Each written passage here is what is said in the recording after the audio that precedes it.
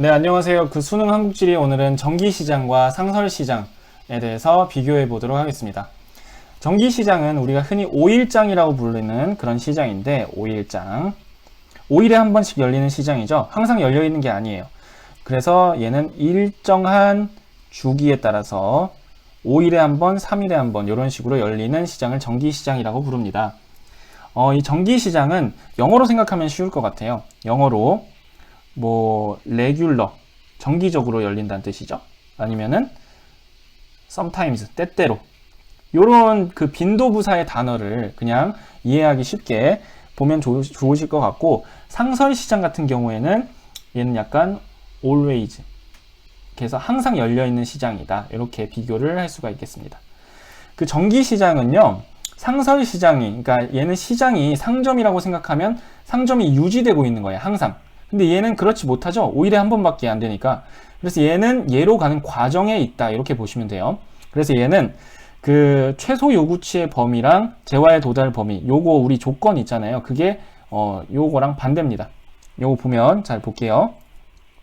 자, 전기시장은 최소 요구치가 재화의 도달 범위보다 더 큽니다. 자, 이런 거 과거에는 주로 요랬어요. 왜냐면 왜 최소 요구치의 범위가 컸냐? 과거에는 사람들이 듬섬듬섬 살았거든. 도시처럼 빽빽하게 살지 않고. 그러니까 최소 요구치를 만족시키는 범위가 공간 범위가 넓어질 수밖에 없고요. 그 월 매출을 만족시키려면. 그리고 사람들의 구매력도 낮았기 때문에 한 사람 한 사람이 돈을 많이 안 쓴단 말이야. 그러니까 최소 요구치의 범위가 넓어질 수밖에 없었겠죠. 예전에는 말이죠. 그런데 이게 그리고 또 예전에는 그 교통이 발달을 많이 못했었으니까 그런 교통 발달이 낮았기 때문에 재화의 도달 범위가 매우 적었다. 이렇게 비교해 볼 수가 있고요. 반면에 이제 현대로 오면서 인구 밀도와 구매력이 높아집니다. 특히 도시가 발달하면서 사람들이 빽빽하게 둘러싸서 살기 시작하고 소득이 높아지면서, 그러면 이 두 가지가 올라가면 최소 요구치는 그 공간 범위, 최소 요구치를 만족하는 공간 범위는 줄어들게 되죠. 그리고 교통이 발달하면서 재화의 도달 범위는 어떻게 될까요?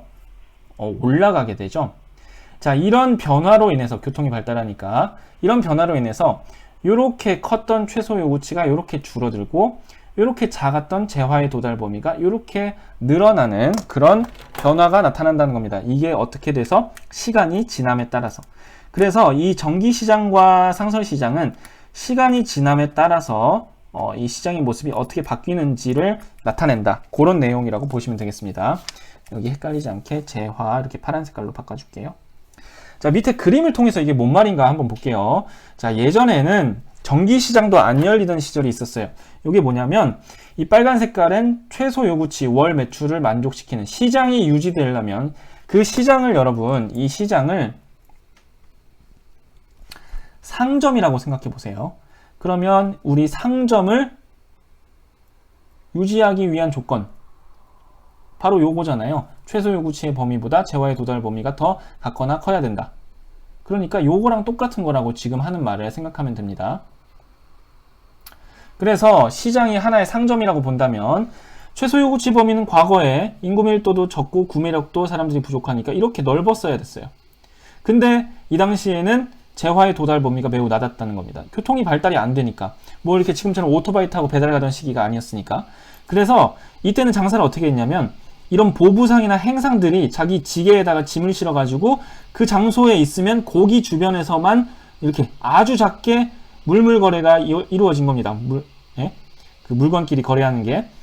근데 이게 또 요 지역에 있는 사람들은 그러면 물건을 못 사니까 행상이 계속 옮겨 다니면서 이렇게 최소 요구치를 만족시켰던 거예요. 이렇게 계속 움직이면서.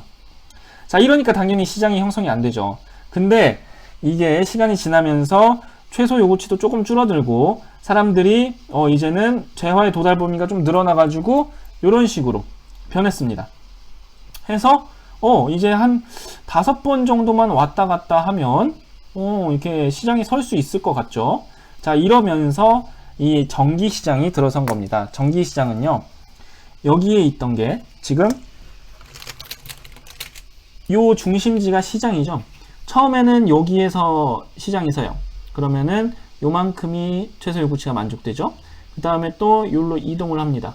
그러면은 또 요만큼이 만족되고, 요렇게, 요렇게, 그 다음에 여기서 또 요렇게, 여기서 또 요렇게. 요런 식으로 시장이 옮겨 다닌다는 겁니다. 그러면은 최소 요구치를 만족하기 때문에 5일에 한 번씩 시장이 열리면서 5일장이 형성된다.